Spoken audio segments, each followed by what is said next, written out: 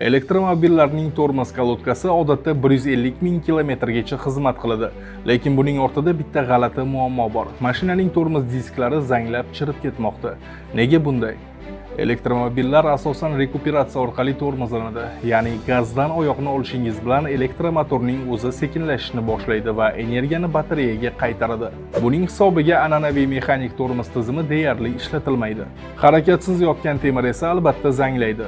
Yomg'ir va namlik ta'sirida tormoz disklari ustida shunday qalin zang qatlami hosil bo'ladiki, avariyaning oldini olish uchun kutilmaganda tormozni qattiq bosish kerak bo'lib qolsa, chirigan disklar mashinani vaqtida to'xtata olmay qolishi mumkin. Buni hal qilish uchun muhandislar bitta yashirin va aqlli funksiya o'ylab topishdi.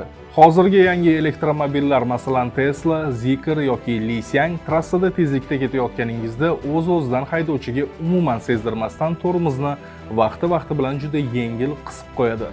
Bu mashinaning tezligiga hech qanday ta'sir qilmaydi, lekin kalotka disk ustiga yig'ilgan zang va kirlarni ohista qirib tashlab, uni doim yaltiratib turadi.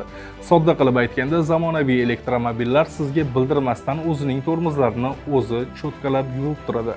Bu ma'lumot foydali bo'lgan bo'lsa, obuna bo'lib qo'yishni unutmang.